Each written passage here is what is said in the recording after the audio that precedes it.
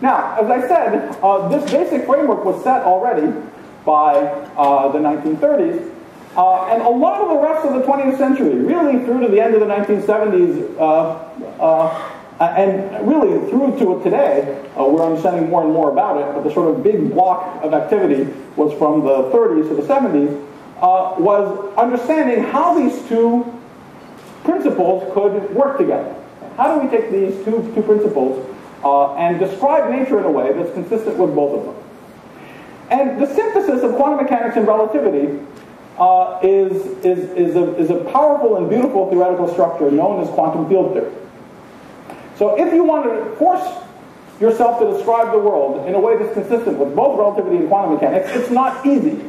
It's not easy for many reasons. It's not easy because, for instance, something you know about relativity is that different frames of reference are not, there's no preferred frame of reference. Okay? That means that what one person calls evolution in time, someone else might call a little bit of evolution in time and a little bit of evolution in space.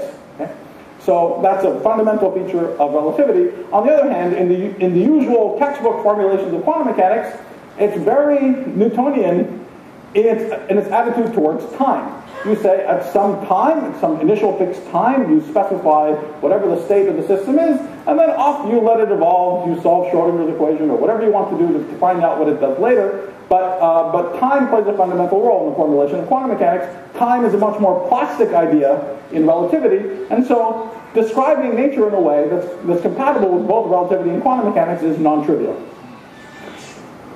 And it can only be done in this very, very tight theoretical structure known as quantum field theory. Now, quantum field theory has a number of wonderful consequences, general consequences, but I want to tell you about one of them that's going to play a starring role in a lot of the remainder of this talk. Quantum field theory forces the existence of antiparticles. So describing nature in a way that's compatible with relativity and quantum mechanics forces there to be antiparticles. Okay, so if you have electrons and protons, there have to be anti-electrons, positrons, and anti-protons. This is really amazing. The unification of space-time and quantum mechanics doubled the world. And it was such a radical prediction that even the theorists who were understanding it, whose theories, as they were developing, were saying, you just take the equation seriously, it predicts these antiparticles. It was such a radical suggestion, they did not take the prediction seriously. This is something that happens over and over again in the history of our subject. Theorists tend to make mistakes, as Steve Weinberg has famously said, not by taking their theories too seriously, but by not taking them seriously enough. And over again, this has happened. In this case, Paul Dirac, whose understanding of this subject was light years ahead of everyone else's, still balked at really predicting that there were going to be antiparticles, because that's what came out of his way of thinking. But today we're happy not only to add zillions of particles, zillions of universes, we're happy to do all sorts of things like that. Back then, adding one or two new particles was considered a sort of a very radical thing to do, and so it took some time to actually realize that it had to be done, but it did. And I want to give you a flavor of the argument for why this is needed. This is actually, it's a caricature. There are some holes in this argument, but it's pretty close to the real reason why we have to have antiparticles, because of relativity and quantum mechanics. So, something you know is that in relativity, you can't send a signal from A to B faster than the speed of light. Why? Well, if you do, so here's the usual light cone, here's space, here's time, ct. The 45-degree lines are the trajectories that light travels on. If you have a particle just staying still forever, it would just be like a line that went up like that. If you send a signal, slower than light, it would be inside this. Right at the speed of light, it would be on that green cone. And something that goes faster than the speed of light would go outside that cone. So there you go. You're sending an electron faster than the speed of light from A to B. What's wrong with that? What's wrong with it is that relativity tells you, in another frame of reference, it will look like the event B took place before event A. Okay, so B received the electron before A sent it. And that seems like it violates causality. So the real reason you're not allowed to go faster than the speed of light in relativity is causality. If you want to have any causal picture of the way nature works, you can't have that. Okay, fine. But now let's turn on quantum mechanics. Quantum mechanics says, wait a minute, there's the uncertainty principle. I can't know for completely sure, totally completely sure, that the particle was right there. Okay? If I know that it was right there, I have no idea which way it was going. Okay? So there's always some spread. And that means there's always some tiny chance, some tiny probability that even though I thought it was there, maybe it was over there, the signal did get to B before it was sent. Apparently before it was sent by A. There's no way in quantum mechanics to force that apparently that the probability that something goes from A to B outside the light cone is strictly 0. So okay, now we're screwed. Right? So now we go to this other frame, and now B is received before A, dead. Right? So this is one, by the way, this is one example of what I said before. It's not obvious that quantum mechanics and relativity can play together nicely. Okay? So it's a very, very basic example. So what can you do? There's only one thing that you can do. There's only one way out. Which is to say, wait a minute, there is still a way of interpreting this process in a way that's causal. Which is to say that not some negative electric charge was flowing forward in time from A to B, but that some positive, and therefore flowing backward in time from A to B in this other frame, but that instead there is some positive electric charge flowing forward in time from B to A. That's the only way you can interpret this chain of events in a way that preserves causality. But for that to be true, there has to be something out there that carries that charge. Exactly the same properties as the electron, but with opposite charge.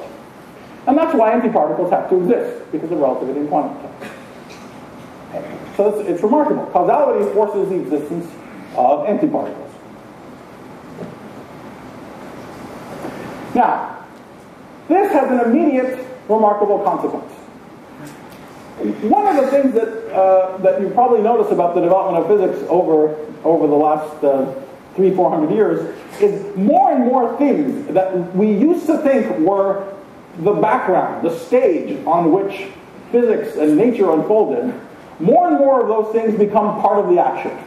Okay? So Newton thought there was absolute time, and there was space, and things moved around in time and space. Einstein realized that, well, first of all, time and space are more mixed up. Secondly, that this whole stage of space-time is itself dynamical. It's bending and curving as to do with gravity. Okay? And as we keep learning more and more things become part of the action. So the existence of antiparticles makes yet another thing part of the action, which is the vacuum. You think, what could possibly be more boring than the vacuum? Physics, all of science, the only interesting questions are about not vacuum, right? Stuff, actual stuff that you study, little animals moving around, balls rolling down inclined planes, stuff like that. What could possibly be more boring than the vacuum? Well, it turns out that the vacuum is so exciting that that's actually what we spend almost all of our time studying in my part of physics. Okay? And the vacuum is exciting for a very basic reason. Of course, it's empty. Of course, that's the definition of what the vacuum is. But in many meaningful ways, it's not useful to think of it as empty. In many meaningful ways, there's lots of exciting and interesting dynamics associated with it. Let's see why.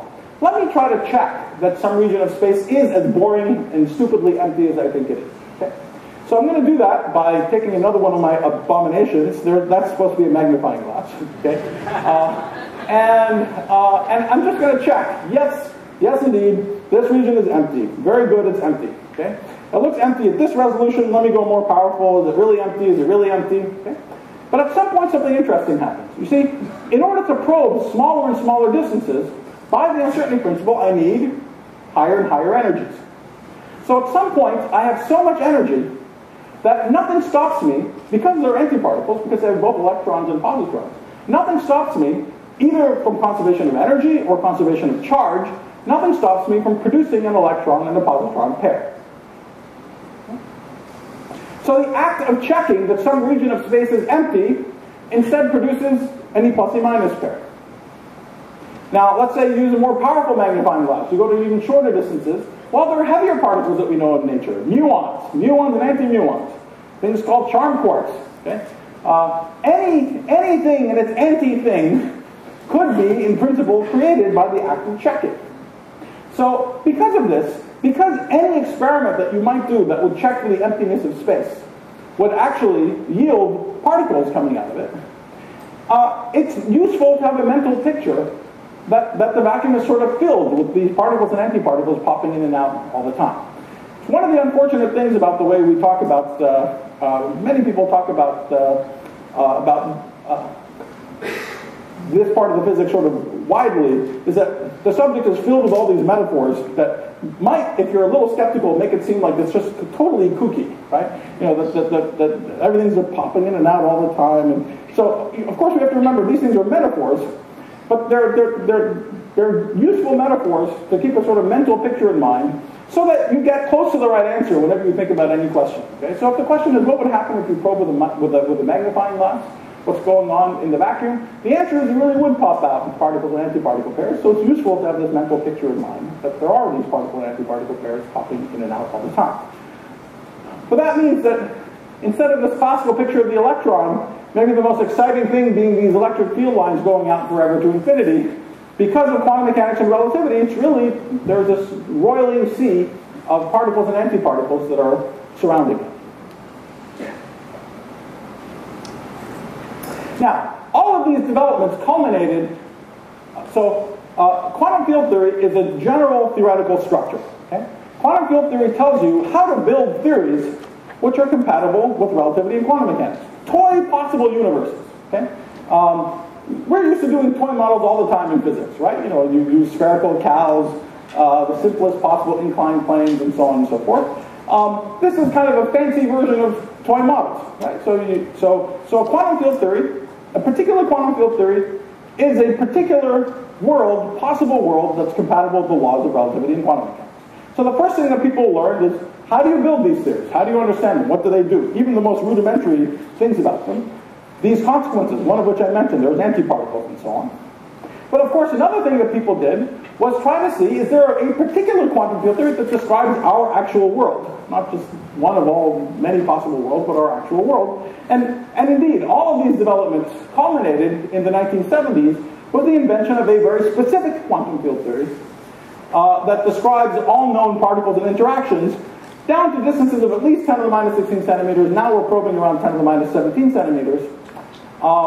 And this theory has been spectacularly successful. It's called the Standard Model of Particle Physics. It's given I think, a remarkably boring and mundane name for what many of us think is the sort of crowning achievement of physics in the 20th century. But anyway, this is a particular quantum field theory, and it's not just these. Of course, there are these pictures and metaphors that go with it. But using this quantum field theory, we can, in principle, calculate anything about the particles and the interactions that we know and love. For example, if you take this picture, I just told you that you should think of this cloud of electrons and positrons and all particles and antiparticles around an electron. It's more than a picture. Okay? That little cloud, if you think about it for a second, you know, the presence of this electron in there, down there, if I have these electrons and positrons, the electric field of the electron in the middle is going to polarize a little bit this cloud of electrons and positrons. It's going to push some of the electrons in the cloud away, attract some of the positrons in the cloud towards it. Okay, and this has a number of consequences. That you can calculate with tremendous precision. This is one of the things that Richard Feynman invented, is ways of calculating these effects with tremendous precision, in principle. In some happy cases, you can actually compare theory and experiments to astonishing levels of accuracy. So here's one of them. You all know the electron has a spin, so it has magnetic properties. That's why things are magnetic. And so it has a magnetic moment. Now, if you just thought of the sort of most basic picture of a sort of point-like electron sitting there, in some units, this magnetic moment is, call it 1, or it's called 2 for historical reasons. Okay. But this cloud that surrounds it modifies that magnetic property by a little bit. That's a little bit that you can calculate, and you can happily A, calculate to extreme accuracy, and B, measure to extreme accuracy. And this is the result, to 12 decimal places. And I haven't told you whether that's theory or experiment, because they agreed to 12 decimal places. So that's the level of precision that we're used to in this business. That's why we're happy. We think we understand something deep about the way nature works.